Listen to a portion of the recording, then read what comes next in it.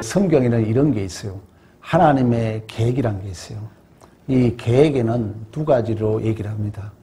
예정과 작정이라는 얘기를 해요. 이건 이제 신학적 수로인데, 하나님이 계획이라는 것은 미리 실현되기 전에 계획을 하는 거예요. 근데 우주 만물과 인간을 포함해서 넓은 의미에서 그걸 작정이라고 그래요.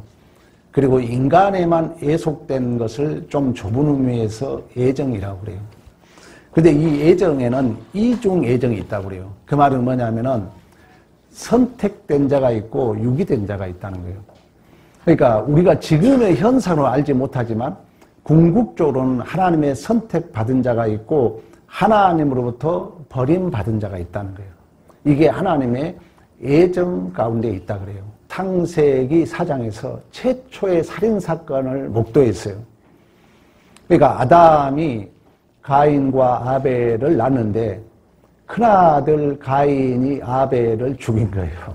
이미 공부를 했습니다. 첫째 아들과 둘째 아들의 관계, 첫 열매에 관한 그 신비함에 대해서는 이미 공부를 했고, 또 혹시 궁금하신 분은 주님손교회 황수홍 목사 창세기 설교 유튜브를 들어보면 알 것입니다. 오늘 본문에 어떻게 보면은 그 선택받은 자와 유기당한 자의 어떤 대표성 모습이 바로 이제 가인의 후손을 통해서 우리에게 보여주고 있는 것입니다. 가인은 작살, 통곡한 자 이런 뜻을 가지고 있어요. 그러니까 하나님을 떠나면은 우리의 마음에는 상처만 쌓여요. 사람을 죽이는 거예요. 사람을 죽인다는 의미는 여러분들이 시기, 질투, 미움 다 살인죄예요. 그건. 그러니까 하나님을 떠나면은 진리가 없기 때문에 이 가인의 모습을 통해서 보여주는데 용서받지 못할 대표자로서의 모습이에요. 그러니까 세상 사람들과 우리 지난주 그런 얘기를 했어요. 같은 표를 줬다 그랬어요. 가인이 죄를 짓고 하나님 나 세상에 가면 나 맞아 죽을 것 같아요. 그러니까 하나님이 같은 표를 줘버렸어요. 그러니까 세상과 똑같은 표. 그게 짐승의 표, 666, 사단의 수 이런 얘기를 하는 거예요. 그 말은 쉽게 말하면 진리가 없다는 거예요. 666은 결핍의 수, 사단의 수라고 그래요. 그러니까 하나님에서 벗어나면은 우리 안에 세상과 똑같은 표, 원자는 거룩함이 없다는 거예요. 진리가 없다는 것입니다. 그래서 같은 편이니까 죽일 필요가 없는 거예요. 그러나 하나님의 은혜를 떠난 유기자들의 삶의 원리에는 이제 하나님이 없기 때문에 아버지와 자녀의 관계로서의 그 만족이 없기 때문에 하나님을 딱 떠나는 순간 모든 인간은 힘의 원리에 사는 거예요. 힘의 원리는 뭐냐? 오직 내가 이겨야 된다는 거예요. 내가 더 많이 가져야 된다는 거예요. 내가 더 옳아야 된다는 거예요. 다 힘의 원리예요. 교회 생활하면서 막 옳은 것 가지고 상처받고 또 내가 옳아야 이기고 다 그게 사단의 수입니다. 그런 이제 삶 가운데 그러면 이제 뭡니까? 내성을 쌓아야죠. 세상과 힘이 올리니까 내가 더 높아져야죠. 이게 바벨탑이에요. 이게 사단의 수라는 것입니다. 그래서 이제 더 내성을 쌓아야 되기 때문에 여기에 동원되는 게 뭡니까? 이제 의연중에 자존심이 동원돼요. 탐심이 동원돼요. 그럼 남는 게 뭡니까? 아픔과 상처뿐이에요. 절대 교회에 다니면서 예수를 바르게 못 만나면은 여러분 마음의 상처는 치유될 방법이 없어요. 그러니까 예수를 바로 만난 자는 치유의 역사가 나타나요. 치유의 역사가. 그러니까 치유의 역사가 나타나면은 화내는 빈도가 작아진다는 거예요. 성질 내는 그 빈도가 작아지게 돼 있어요. 근데 그 빈도가 줄어들지 않고 있다면은 심각한 것입니다. 여러분 목사하고 상담을 해야 돼요. 왜? 예수가 없는 자들은 오직 힘의 원리 속에서 내가 더 오래야 되고 내가 더 많이 가져야 되고 내 자존심이 인정받아야 되기 때문에 쌓인 게 상처와 아픔뿐이라는 거예요. 오늘 본문은 다 그 얘기 하고 있지 않습니까?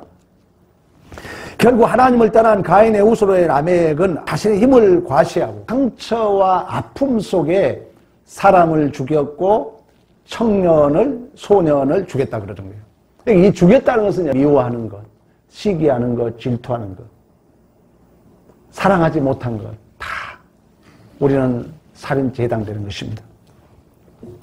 그러나 하나님의 은혜와 믿음으로 사는 아벨, 아벨은 하벨이에요. 원문을 따져보면 히브리 이 언어 중에 그 이름에는 모든 그 뜻을 의미하고 있어요. 하벨이라는 것은, 아벨이라는 것은 나는 아무것도 아닙니다. 그러니까 하나님을 알면 알수록요, 제가 자주 그런 얘기 하잖아요. 제가 제일 좋아하는 유행가 중에 하나가 그대 앞에만 서면 왜 이리 작아지는지. 주님 앞에 서면 여러분의 작아짐이 반드시 자각되게 돼 있어요. 은혜를 받으면 받을수록 하나님이 크게 보이게 돼 있어요. 하나님이 크게 보인다는 것은 그 역설의 복음이에요. 나는 작아 보인다는 거예요. 나는 주님 앞에 내놓을 것이 없다는 거예요. 나는 주님 앞에 자랑할 것이 없는 줄로 믿습니다. 이게 복 있는 자의 증상이라는 거예요. 그래서 마태복음, 산상복음에 심령이 가난한 자가 복이 있나니 천국이 저희 것입니다. 어린아이 같은 자만이 하나님 나라에 들어간다 그러잖아요. 그 말은 뭐예요? 하나님 앞에 나의 자금을 안다는 거예요. 하나님 앞에 나는 내놓을 것이 없는 자라는 것을 진실로 자각한 자는 하나님을 만난 자이고, 그런 자가 천국이 저희 것임이라는 것을, 천국이라는 뭐라 했어요? 바실레시아. 하나님의 통치를 받는 자라는 것입니다. 그래서 우리가 하나님을 만난 자는 우리도 똑같이 가인처럼 살인자이고 죽어야 마땅한 우리들이었지만, 우리 지난주 그런 얘기 했잖아요. 살인자가 도피처에 도망가서 살아날 수 있는 유일한 길은 뭐예요? 대제사장의 죽음을 통해서만이 자유를 얻은 것처럼 우리는 예수 그리스도의 피의 공로로 예수의 이름의 표를 받은 자들인 줄로 믿습니다. 그러면 예수 그리스도의 이름의 표를 받은 자들은 뭐냐? 하나님 나라의 원리, 십자가 원리를 사는 거예요. 그러니까 여러분들이 신앙생활을 바르게 한 사람은 남들한테 저 사람 좀 바보 같다 말 듣는 게 정상이에요. 여러분들이 남들 앞에 혹시 똑똑하다고 말 들으면 미안하지만 오해하지 마세요. 생각해 봐야 돼요. 여러분들이 좀 뭔가 모자라 보이고 좀 부족해 보이고 내가 좀 손해 본 것 같은 삶이 정상입니다. 정상이 이게 기독교인들의 삶이에요. 근데 나는 한 번도 틀린 적이 없어. 나는 다 옳아야 돼. 나는 항상 이겨야 돼. 미안하지만 아직 진실로 예수를 못 만난 거예요. 예수를 만나면 절대 그럴 수 없습니다. 예수를 만난 자는 자주 그런 얘기 하잖아요. 예수 믿는다는 것은 예수 닮은 줄로 믿습니다. 그러니까 예수를 떠나면, 예수가 없으면, 하나님을 떠나면 우리는 항상 나는 별 볼 일 없는 자, 티끌에 불과한 자.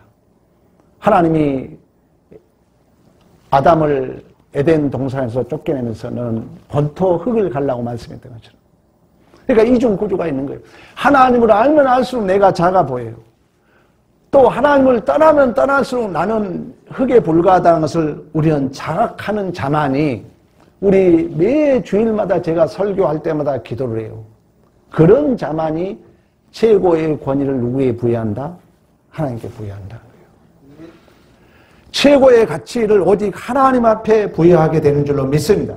그걸 토부, 선이라고 그래요. 그걸 보시기에 좋았더라라고 하는 것입니다.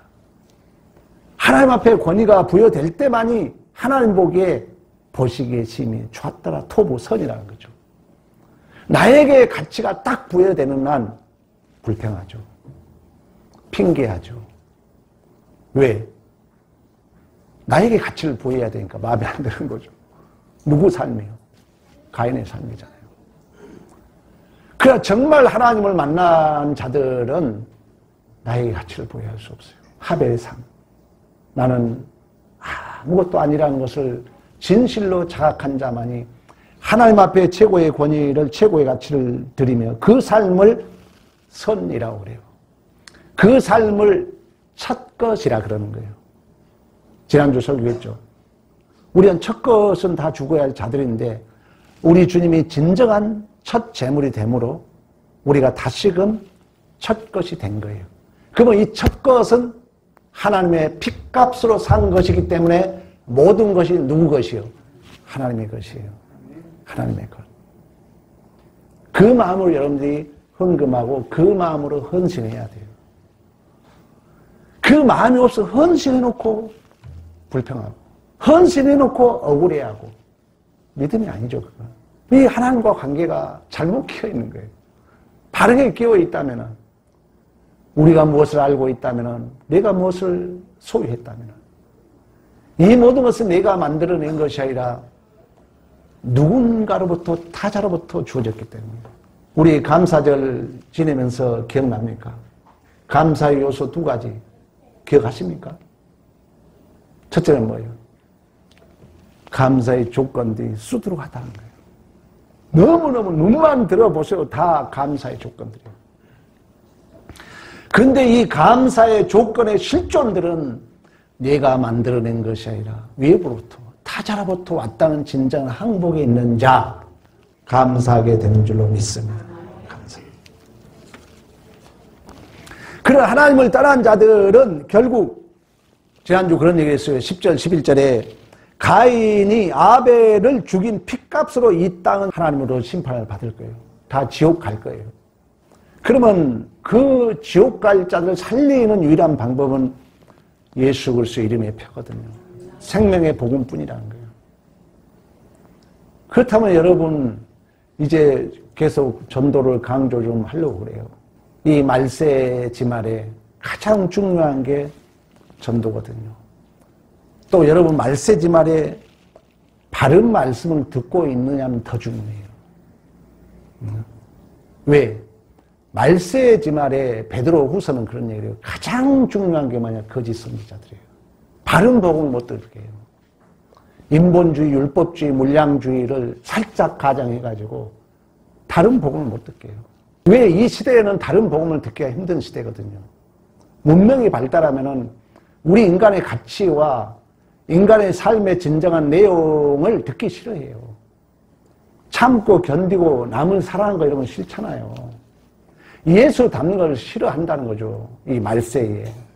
그래서 어디 가면 우리 주님이 탄식한 거예요. 말세지만 내가 믿음을 보겠느냐. 그래서 올바른 여러분들이 복음을 듣고 있다는 것은 가장 큰 복인 줄로 믿습니다.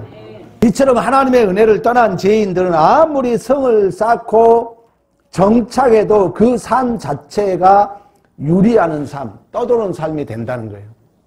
하나님이 없으면 무엇을 가져도 만족이 없어요. 하나님이 없으면 무엇을 가져도 삶의 가치 의미가 없는 거예요. 오늘 가인의 후손들에게 준 하나님의 벌입니다. 그래서 하나님께서 하나님의 은혜에서 벗어난 가인을 저주하면서 12절 봅니다. 12절. 내가 밭을 갈아도 땅이 다시는 그 효력을 내게 주지 아니할 것이요 너는 땅에서 피하며 유리하는 자가 되리라. 유리하는 자라는 것은 근거 없는 삶을 산다는 거예요. 하나님이 없는 근거는 뭐라 했어요? 오직 더 많은 게 근거라니까. 기준이 없는 거예요. 그러니까 하나님이 없는 자들은 옳고 그런 걸로 자꾸 따지게 됐어요. 왜? 근데 그 답은 없거든요. 답은 없는데 내가 옳아야 돼. 그래서 주장하는 거예요. 형식주의, 외식주의죠. 하나님이 없으면 오늘 본문에 유리한다 그러잖아요. 떠돈다는 얘기예요. 근거가 없다는 거예요. 그래서 16절에도 그 얘기를 합니다. 16절 봅니다. 16절. 가인이 여호와 앞을 떠나서 에덴 동쪽 롯 땅에 거주했다. 이 롯 땅이란 말도 요동하다, 방황하다, 유리하다 이런 뜻을 가지고 있어요. 하나님이 없으면은 우리의 마음이 이만 번 왔다 갔다 해. 근데 만족이 없어. 답이 없어. 답을 못 찾아. 그러다 보니까 나의 마음의 상처, 아픔이 쌓아가고 핑계하게 되고 원망하게 되고 불평하게 되고 다 하나님을 모르는 증상들이에요. 이따 다시 한번 설명하겠습니다. 17절 봅니다. 17절에도 아내와 동침함에 그가 임신하여 에녹을 낳은지라. 가인이 뭘 쌓요? 성을 쌓고 그 아들들의 이름을 성에 이름하여 에녹이라 하였더라. 에녹이라는 것은 내가 헌신은 내 성을 내가 쌓는다, 낙성식 올리다 이런 뜻을 가지고 있어요. 그러니까 즉 하나님 앞을 떠난 죄인들의 삶은 아무리 이 땅에서 높은 성을 쌓는다 할지라도, 아무리 많은 물질을 소유한다 할지라도, 아무리 높은 명성을 누린다 할지라도 그 삶 자체가 진리가 없기 때문에, 진리가 없는 진리는 뭐가 진리라고요? 더 많은 거예요. 더 옳은 거예요. 그러니까 이 답이 없는 거예요. 내 옳음이 최고로 주장해야 되니까 이게 답이 아니거든요. 그래서 이 증상이 뭐냐? 남을 불평하는 거예요. 진리 없는 자의 가장 큰 증상은 뭐냐? 내가 더 오래야 되고, 내가 더 높아야 되고, 내가 더 많이 가져야 되거든요. 그래서 내가 더 옳은 것이 답이 없다니까요. 근데 내가 더 옳아야 되기 때문에 그렇지 못한 사람을 계속 정죄하는 거예요. 우리 지금 정치 현실도 마찬가지죠. 그러면 성경의 옳음은 뭐냐면은 예수 자신이라니까요. 예수 앞에 여러분 주장할 수 있어요? 예수예요, 예수. 예수가 옳음이에요. 하나님의 복음의 의가 나타났다 그랬잖아요. 그래서 예수를 아는 게 믿음의 실력이에요. 예수를 아는 자가 자유를 누리는 거예요. 예수가 생명이에요. 예수가 길이에요. 예수가 진리예요. 예수가 부활인 줄로 믿습니다. 그래서 계속해서 18절 봅니다. 18절에도 그런 얘기를 해요. 예수가 없는 자들은 계속 이제 아픔과 상처가 쌓여져 가고, 18절. 에녹이 이랏을 낳고, 이랏은 무후야엘을 낳고, 무후야엘은 무두사엘을 낳고, 무두사엘은 라멕을 낳았더라. 아까 얘기했죠. 고대 히브리 사람들에게 있어 이름이라는 것은 그 사람의 속성, 그리고 본질, 약속, 예언이 들어있습니다. 이랏이라는 것은 도망자. 그러니까 하나님을 떠난 후손들의 모습이 도망자. 그리고 무야엘은 하나님이 징계를 하셨다. 무드사엘은 지옥의 아들. 라멕은 힘센 자. 이제 힘센 자가 19절, 라멕이 두 아내를 낳습니다. 우리 노아 홍수 때하고 비슷하지 않습니까? 두 아내를 낳는데 첫째 부인이 아다야. 아다는 가장하다, 기쁨이다 이런 얘기를 해요. 그러니까 그 화려한 아다를 얻는 거예요. 근데 다시 이제 두 번째 실라를 얻습니다. 그러니까 이 실라는 그늘이라는 뜻을 가지고 있어요. 그러니까 이 가정이라는 것은 교회와 예수 그리스도를 예표합니다. 아담을 통해서 하와를 낳았을 때 우리 이미 다 이건 공부했잖아요. 뼈 중에 뼈, 살 중에 살이라 고백하잖아요. 근데 아다와 관계 속에서 그 가장되고 아름다움을 추구함으로 말미암아 진정한 본질적인 그 어떤 관계가 아니었죠. 그러다 보니까 부부 관계에서 하나님의 뜻을 어기고 자신의 욕심이 잉태하여 두 번째 실라를 얻게 돼요. 이 실라는 어둠이에요, 어둠. 그러니까 우리가 화려한 것을 쫓게 되면 결국 죄는 죄를 낳고, 욕심이 잉태한 즉 죄를 낳고, 죄가 장성한 즉 사망을 낳느라고 말씀했던 것처럼, 그러므로 말미암아 결국 그 뼈 중에 뼈요 살 중에 살이라고 했던 그 가정이 깨진 것입니다. 그리고 이 라멕은 아들을 낳아요. 20절 야발, 육축 치는 조상이 됩니다. 21절 유발, 수금과 퉁소를 치는 조상이 돼요. 그 향락을 그때부터 누렸다는 거예요. 그리고 22절 두발가인, 구리와 새로 여러 가지 기구를 만드는 자 조상이 돼요. 그러니까 그때도 이미 전쟁이 있었고 이런 것들을 예시해주고 있죠. 또한 두발가인의 누이는 나아마다 이런 얘기를 해요. 그러니까 그들은 성을 쌓고 목축, 각종 문명 그리고 아름다움까지 다 가진 그 삶을 살았음을 우리에게 말씀해주고 있습니다. 그러나 문명 문화라는 것은 여러분들이 느낄지 모르겠어요. 문명이 발달하고 문화가 발달하면 여러분 더 행복할 것 같습니까? 사실 그렇잖아요. 이 문명 문화는 하나님의 그 저주를 감추게 하는 수단이에요. 그리고 자기를 증명하는 하나의 수단이에요. 지금 엄청나게 우리나라도 문명 문화가 여러분 발달하고 있잖아요. 근데 우리가 정말 행복하냐고 묻는다면은 어느 누구도 대답할 수 없잖아요. 문명 문화가 발달했다 해서 그 문명 문화가 우리에게 정신적인 유익을 주지는 못한다고 모든 학자들이 얘기를 합니다. 얼마나 문명 문화가 발달했습니까? 뭐 휴대폰 하면 모든 걸 할 수 있잖아요. 그러면 그런 문명 문화가 우리 솔직히 기독교 안에서 본다면은 우리에게 진정한 정신적 유익을 주고 있냐는 얘기예요. 우리의 정신적인 더 피폐해지고 있잖아요. 더 외롭고 더 고독해지잖아요. 우리 젊은이들 여러분 완전히 휴대폰 하나에 모든 게 집중되어 있잖아요. 그러니까 다른 게 꽂히는 거예요. 왜? 여기에 내 눈이 집중되어 있기 때문에 싫은 거예요. 그래서 여러분 젊은이들에게 뭐 물어봐요. 다 답답해요. 기다리고 참고 이런 게 없어요 이제. 왜? 여기에 내 모든 시선이 빼앗겨 있기 때문에. 그러니까 이 문명과 문화라는 것은 어떻게 보면은 사실 하나님의 대용품이라고 볼 수가 있어요. 반드시 거기는 이러한 제약을 품고 있다는 거예요. 그러니까 신앙 안에서 잘 다루지 못하면은 문명 문화가 결국 우리의 정신세계를 파괴하고 우리 인간을 더욱더 고독하게 하고 더욱더 우리 인간을 절망으로 이끄는 게 바로 문명 문화라는 것을 역사가 증명해주고 있어요. 앞으로 여러분 더 우리는 외롭게 살 거예요. 더 고독해질 거예요.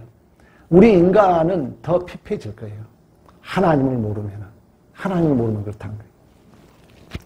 이처럼 하나님을 떠난 인류는 어떤 말을 해도 어떤 형태 행동을 해도 더욱더 죄악이 깊어질 수밖에 없다는 것을 성경 우리에게 고발하고 있는 것입니다. 그래서 23절, 24절 계속해서 말씀하고 있죠. 라멕이 성을 쌓고 목축, 각종 문화, 문명 그리고 아름다움까지 다 가진 삶을 살았지만 상처와 아픔으로 사람을 죽였는데 소년까지 죽였다는 것입니다. 그러니까 이렇게 죽였다는 것은 힘의 원리 속에서 시기, 질투, 미움 이런 것들이 다 살인죄에 해당되는 것입니다. 그래서 우리 신앙인들은 예수를 통해서 여러분들이 엄청난 예수를 모르면 죄를 지을 수 있다는 거예요. 미워하는 거, 시기하는 거, 질투하는 거 다 살인입니다. 이제 그 속에는 예수가 없기 때문에 여러분의 미안하지만 상처가 있다는 거예요. 아픔이 있다는 거예요. 내가 마음에 상처가 있다면 더 기도하고 예수를 바라봐야 돼요. 유다 배너 얘기를 내가 자주 얘기했던 게 그러거든요. 예수가 나를 위해서 그렇게 억울함과 아픔과 고통과 슬픔을 다 당하셨는데 내가 예수를 믿는다 하면서 아직도 내 상처와 아픔이 치유가 전혀 나타나지 않고 있다면은 여러분 고민해봐야 되잖아요. 예수가 우리의 모든 것을 감당하셨다는데 예수를 믿노라 하면서도 여러분의 상처를 자꾸 치유해야 되는데 그걸 자꾸 합리화해가지고 그 상처를 뭐 보석같이 이렇게 안고 가는 사람들이 있어요. 안타까운 현실이에요. 여러분 안에 반드시 예수를 통하여 상처가 치유되기를 축복합니다. 그러면서 24절에 가인이 뭐라 합니까? 가인을 위하여 벌이 7배일진데 라멕을 위하여 벌이 70배다. 이 말은 뭐냐면은 이 라멕이 자기의 성을 쌓다 보니까 마음의 상처, 마음의 아픔이 생긴다는 거예요. 그러면 이런 것을 부끄럽게 여기고 예수를 붙들고 예수를 의지하여서 치유를 받아야 되는데 세상 사람들은 예수가 없기 때문에 자랑으로 여긴다는 거예요. 그리고 뻔뻔해요. 뻔뻔해. 나는 상처 때문에 젊은이를 죽였으니까 나를 위해서는 나를 뭐라 한 자는 77배나 벌을 받을 것이다. 자기 합리화죠. 자기 합리화. 하나님을 모르게 되면은 죄를 지어놓고도 이렇게 자기 합리화해.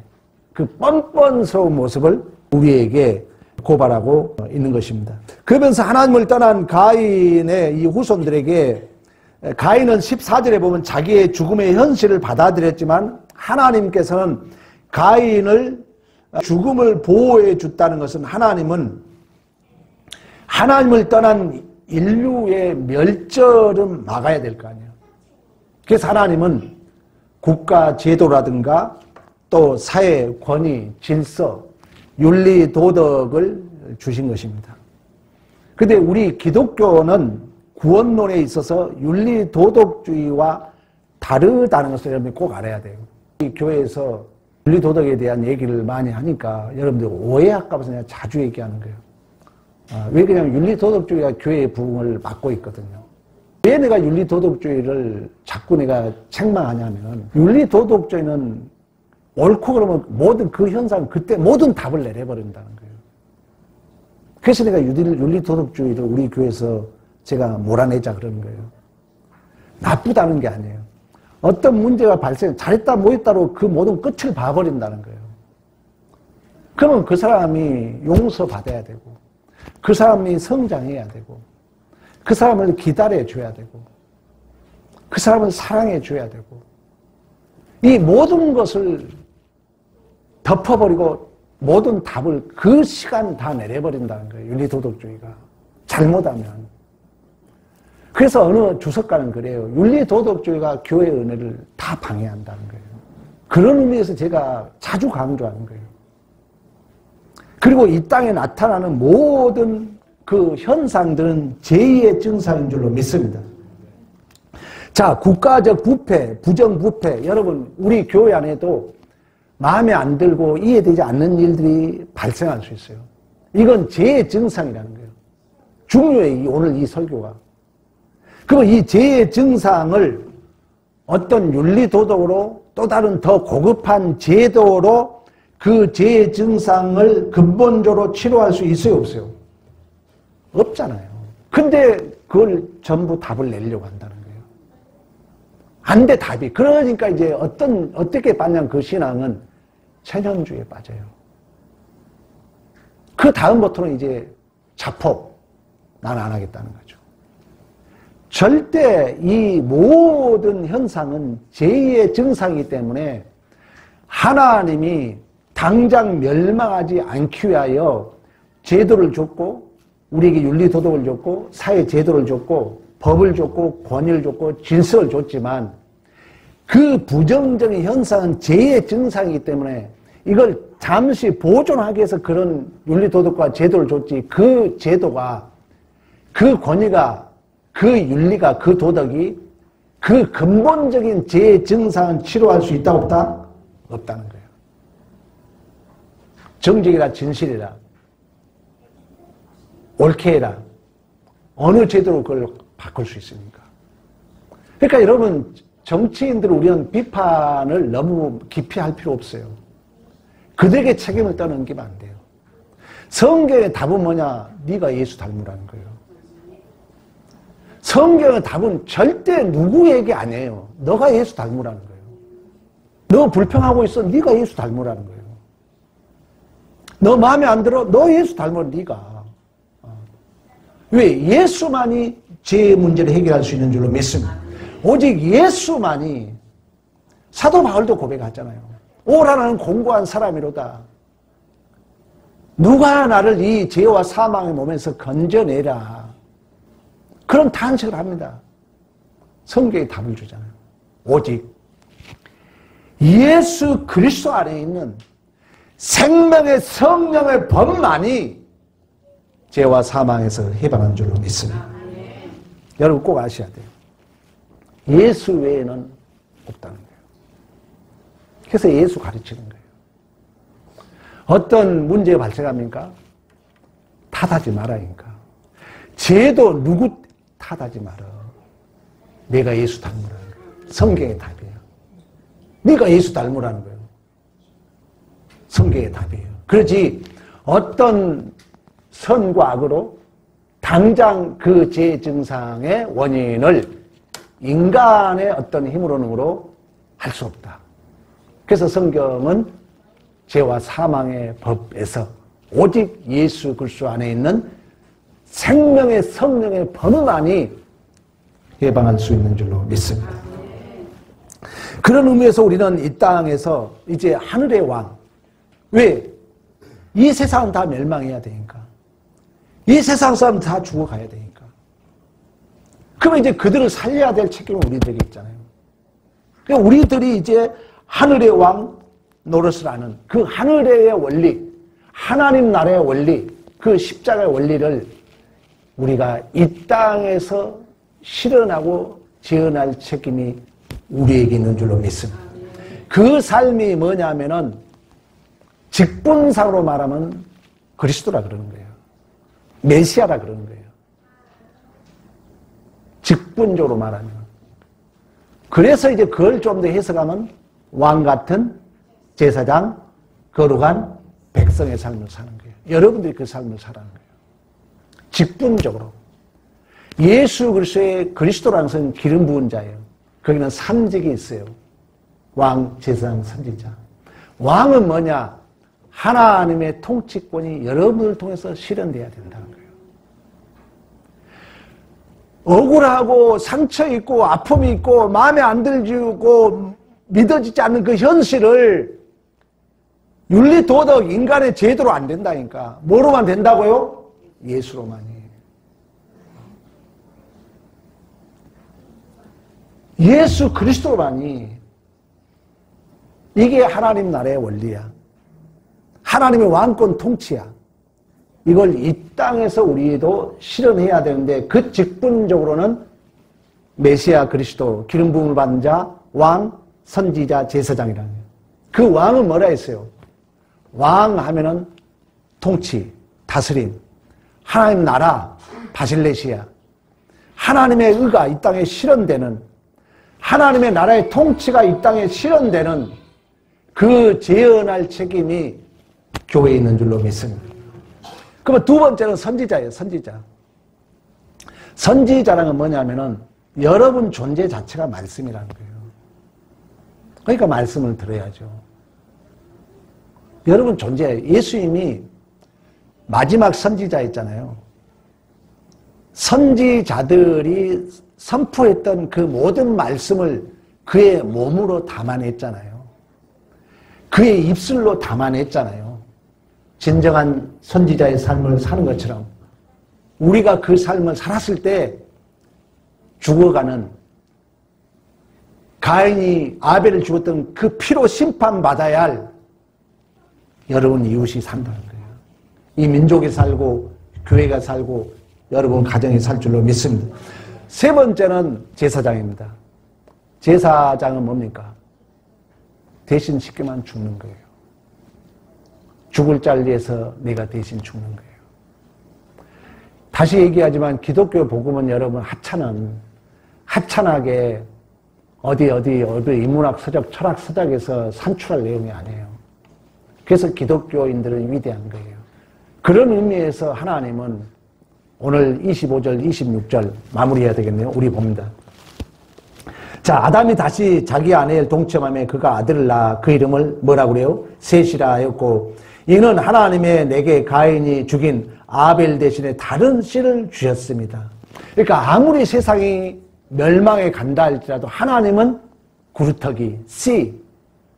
그 씨가 예수의 생명이 우리 공부했잖아요. 진정한 돕는 배필 에제르. 누구라 그랬어요? 파라클레토스. 그 생명의 씨가 이제 우리 안에 진정한 돕는 배필이에요. 여러분, 나도 여러분 못 도와줘요. 나는 말씀만 전할 뿐이에요. 진정한 이제 예수의 생명이 우리 안에 있는 거예요. 우리 안에 있지만 우리는 뜻대로 되지 않는 거예요. 그래서 여러분들이 전도하려면 우울해야 돼요. 여러분 목사가 마음에 안 들어요? 우울해야 돼요. 여러분 교회에 불평거리가 있어요? 우울해야 돼요. 주님, 왜? 우리 힘으로 안 되니까. 그 말이 26절 봅니다. 셋 또 아들을 낳고 그 이름을 에노스라 했으며 그때 사람들이 비로소 여호와 이름을 불렀더라. 그 에노스가 그런 뜻이에요. 나는 아무것도 아닙니다. 또다시 나는 죽어요 사라질 자입니다. 우리는 여러분들이 이 땅에서 왕같은 제사장 거룩한 백성으로서 하나님의 아름다운 덕을 선전한 삶을 살아야 되는데 우리는 안 돼요. 우리 힘으로. 우리 힘으로. 그래서 우리는 누구 이름을 불러야 돼요? 여호와 이름을. 여호와라는 건 뭐라 했어요? 약속하시고 이루신 그 하나님. 그래서 여러분의 삶의 현장이 여호와 이름을 부르고 있습니까? 복 있는 자예요. 그러나 내가 내 존재와 인생을 내가 책임져야 되기 때문에 나는 여호와 이름을 부를 필요 없다. 한 번도 하루를 살아가면서 하나님 저를 도와주세요. 이런 항복이 이런 고백이 한 번도 없고 살아간다면 아픈 일입니다. 슬픈 일입니다. 하나님은 여러분 여호와 이름을 부를 수밖에 없는 현장으로 여러분들을 내몰고 있어요. 얼마나 세상이 악합니까? 얼마나 여러분 지금 각박한 이 시대 속에 살아가고 있습니까?